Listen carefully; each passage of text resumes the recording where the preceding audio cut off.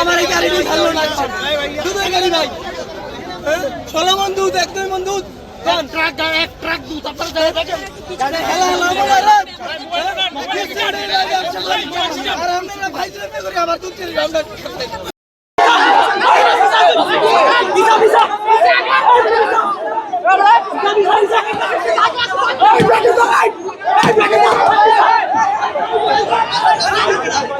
সাত কলেজের শিক্ষার্থীরা সায়েন্স ল্যাব ব্লকেট করেছেন। আপনারা দেখছেন আমার পিছনে, তারা ব্লকেট করেছেন পুরো সায়েন্স ল্যাব। যান চলাচল কিন্তু বন্ধ রয়েছে। আমার জীবনই এরকম, আমি কোনোদিন হাজার মানুষের কথা শুনিও নাই, শুনবও না।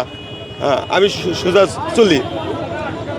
আমার মতো মানুষ যদি যেতে না পারে তাহলে আমার কিছু করার মতো কিছু নেই। বাবা দিবে না বলতেছি, আমি রিকোয়েস্ট করেছি আমাকে একটু যেতে দেন, আমাকে একটু পার করে দেন। শুধু আমি তো চালাই পারি না বাবা, আমার তো বাংলা গাড়ি রে বাবা। এটা কোন ধরনের জাতি? এই যে রাস্তাঘাট বন্ধ করে কোন ধরনের দেশে কি প্রশাসন নাই?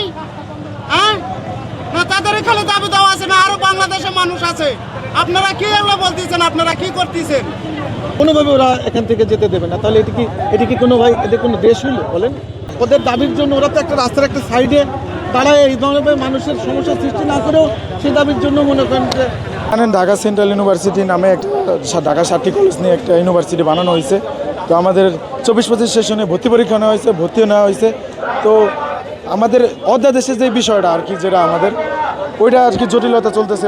আমরা তো ভাই বুঝি 10টা মিনিট জ্যামে বসে থাকলে কি কষ্ট। আমরা জনগণকে ভোগান্তি দিতেছি, আমাদেরও ভোগান্তি, জনগণেরও ভোগান্তি। আমরা জনগণেরও কষ্ট চাই না, আমাদেরও কষ্ট চাই না।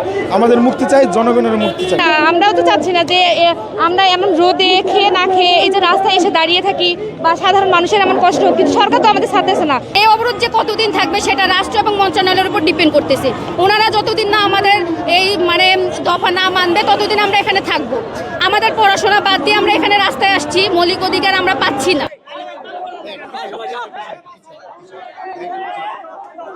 সায়েন্স ল্যাব থেকে নুরুল ইসলাম খান, বাংলাদেশ টাইমস।